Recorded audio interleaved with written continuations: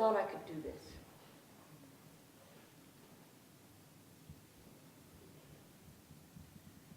But as soon as Kate started talking,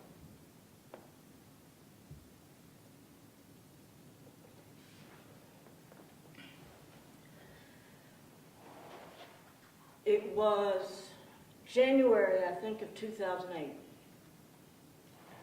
Sunday morning at church. Let me tell you, my name is Lynn Hopkins. I'm an ordained Unitarian Universalist minister. I moved here from Georgia, where I did most of my training. And it was in Georgia at my small suburban congregation there that we had a guest speaker one morning. Her name is Martina Correa. She was the sister of Troy Anthony Davis. And she told Troy's story. Those who have been active in fighting the death penalty for some time know his name. Many people still do not. But the story was utterly horrifying. As she stood before our congregation and told about the events of this one night in 1987 in which a Savannah police officer was shot dead, and Troy was peeking around the back of the building to see what was going on. He heard the shots and took off running. And within days, he was in jail for that crime. He was convicted in relatively short order and sentenced to death at 21 years of age.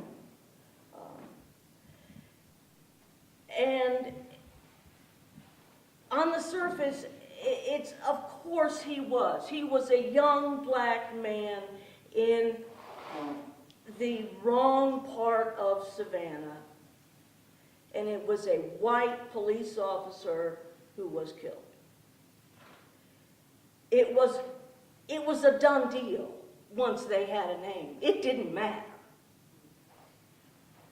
But as I heard the details of this story, and I know it's his sister talking, and you can't but believe maybe a quarter of what she says because she loves him. But my God, if even a half of what she said is true, we need to find out. We need to do something about this. So my partner and I went home that day and we wrote Troy a letter. And he wrote right back. And in his letters was still the sweet 19-year-old kid who had been out there behind the building that night. 20 years later, he had been in prison, but, you know, he wrote goofy letters and made little smiley faces with tongue sticking out. And told us raunchy stories about what goes on in prison. And told us goofy tales about his sisters. And told us about what happened that night and about how his friend Daryl had said, come here, Red's beating up on somebody back behind the pool hall. And they went and they looked, and sure enough, Red had this old drunk guy on the ground, and Red wanted his beer, and Larry wouldn't give up his beer, and after pistol whipping him, Officer Mark McPhail came around the corner, identified himself, and was shot in the chest and then in the face and killed. And you know, there were 9 non-police, non-forensic witnesses at the trial. 7 of them recanted. 7 of them said it wasn't true.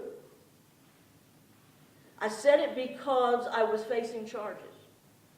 I said it because they told me I would lose my children. I said it because I was in jail and I was afraid. 7 of them. There's only 2 that haven't recanted. One of them, his story was incredible from the beginning. I mean, he couldn't identify the man. He told the police that he wouldn't be able to identify the man who did the shooting. He told the police that there that night, and he told them again a month later, and yet somehow, magically, 2 years later in court, he's able to point him out. So his story was never credible. And the ninth one is the guy that actually shot this police officer dead, who is still in Savannah, free today. Well, like I said, Troy returned our letter, and he returned every letter within a day. By the time his case got international notoriety, he had hundreds and hundreds of letters stacked up. The police will only let you have 5 at a time when you're in solitary in Georgia. I don't know what it's like in Colorado, but I sure have seen what happens when we think of a man as a rabid dog. And you know, the warden at the prison was on the Savannah police force when this happened. And he had it out for Troy from the day he first arrived. But we knew that the truth would come out. I mean, you gotta know. It was so obvious. There was literally no physical evidence. And we went to the state Supreme Court hearing, and the unthinkable decision came out. And then the federal hearing. And I had to get up and leave. I couldn't stand to listen to this madness in the federal court hearing, the appeals court. But they assured me, those who stayed, it was okay, it was good. They said what they needed to say, but the federal appeals court said no. Finally, the Supreme Court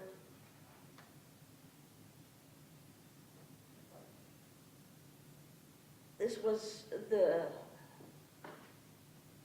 third time that Troy was facing execution, the third time that we gathered with his family in Jackson, Georgia. The Supreme Court said, well, it's true, there is no guarantee that an innocent man can't be executed. The Constitution does not guarantee an innocent man the right not to be executed. However, the court should hear this again. We should do an evidentiary hearing because there's something wrong with the evidence. I went to that hearing, and let me tell you, Franz Kafka has never written a scarier story. I felt like I was in some kind of bizarre nightmare in that courtroom. The judge literally just changed the rules at whim. What he had said he would accept, he didn't. It was obvious. It was so obvious that this judge had made up his mind and didn't care about the truth that the newspaper reporter sitting next to me in the courtroom had to get up and leave. She couldn't stomach anymore.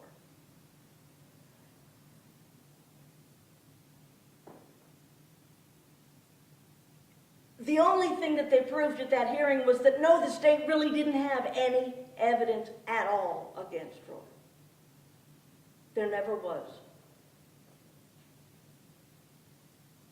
The eyewitness testimony was all bogus. The state witnesses were inconsistent. The few that might have been telling the truth, and yet it just keeps going. And on September 21st, 2011,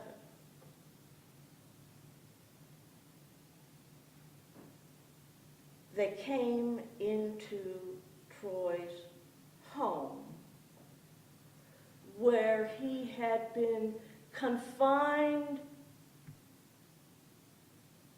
without hope of doing damage to anyone. They took him from his home, shackled him, walked him down the hall, put him on a gurney, and killed him.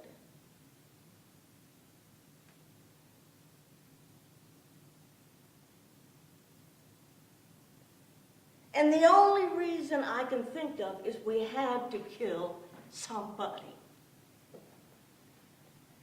And that was the easiest one.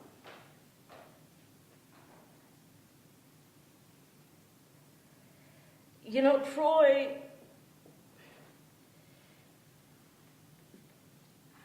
he tried to be friends with everybody. The only thing he ever asked us for was, would you please call this man's sister and let her know that her brother is in the infirmary because he got beat up, but he'll be okay. You know, could you please call this man's aunt? Could you know, I'm going to send you a card for somebody. Could you forward it on? He never asked for anything else. I've never told anybody this story that I'm about to tell you. No one outside of the room that day knows this, but the day before he died, I sat next to Troy's girlfriend, and he asked me, would I marry them? And I said, well, you know, it's not official. I don't care. We just want to have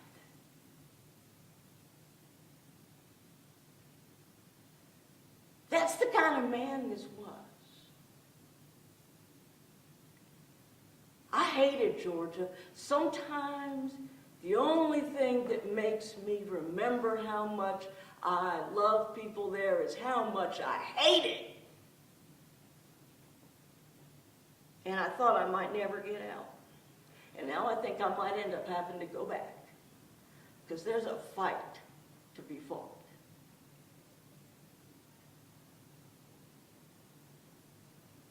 But y'all got to fight here too. We got to stop.